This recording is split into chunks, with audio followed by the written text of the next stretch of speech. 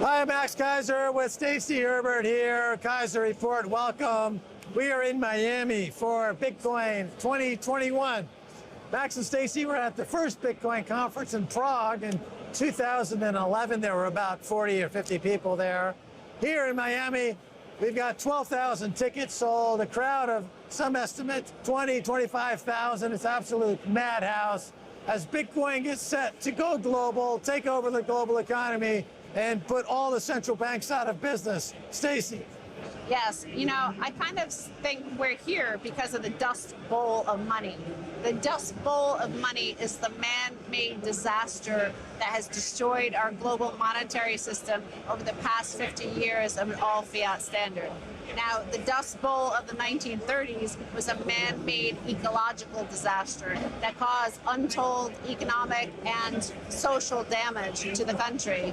And what you saw at that time were a bunch of people from the Midwest, from Oklahoma. They were the most famous. They were called the Okies. They all fled to California. And California, for the past 100 years, has had an influx of population until last year. This is the first year that they've actually seen a decline in their population. And I reckon it's partly because of this dust bowl of money causing a dust bowl of ideas on economic policy on a state and local level in some places.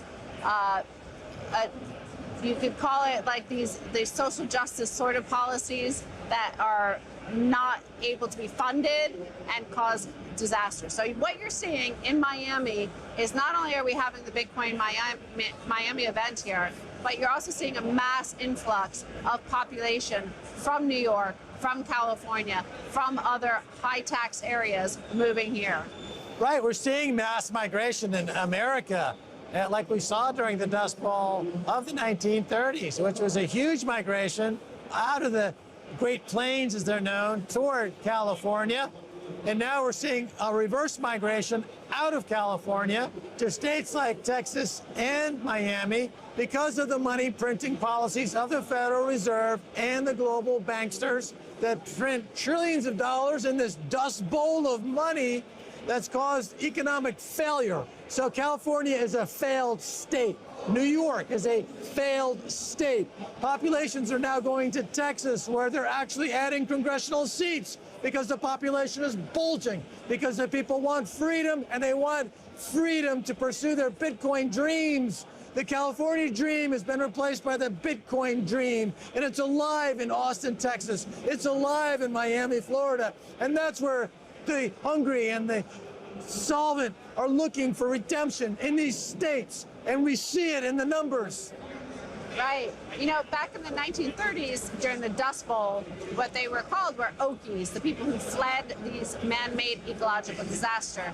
Maybe today we might call them New Yorkies, the New Yorkies fleeing New York, Wall Street, New York Fed policies, the dust bowl of money, the dust bowl of money that leads to social justice warrior policies that can't be funded and nobody actually wants. If they vote for them, the people that vote for them are also the people that are voting with their feet and fleeing. I have a quote here from the CEO of Redfin, and this is an online realtor company. So he's actually looking at data, collects a lot of data on who's moving and who's moving where. And what they found was that for low tax states, 4 people move in for every 1 who leaves. For Texas, this ratio is 5 to 1. For Florida, is 7 to 1. Cities and states have no leverage to raise taxes after many promised more new money for social justice. The federal government will have to fund long-term investments. So these cities are passing policies that are costing a lot, causing their high tax-paying residents to flee to low tax states, thus abandoning the city and which no longer has the tax base to pay for all the policies they said they promised. Right, we commented on this about San Francisco and Los Angeles. So San Francisco and Silicon Valley, you have a lot of tech billionaires.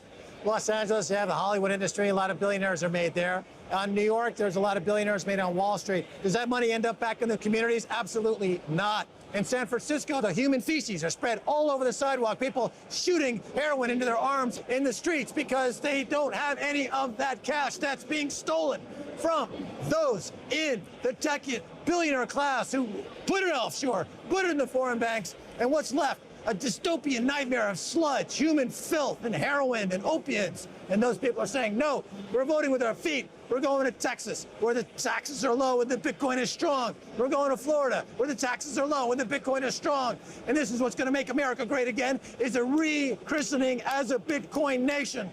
And the other interesting thing about being here at this Bitcoin conference is that not only in the inside do you feel the energy, do you feel the 20,000 people, do you feel the relentless optimism, but you feel the future. You feel this rock star sort of moment of, like, remember the 60s and 70s, you had the rock stars, you had the Beatles, you had Beatlemania, you had the British invasion, you had like a new era beginning, right? The time of the boomers was here. Well, you have that same sort of feeling now. When Max and Michael Saylor went up on stage, you had a huge applause, like it was Mick Jagger and the Beatles arriving on stage in the 1960s.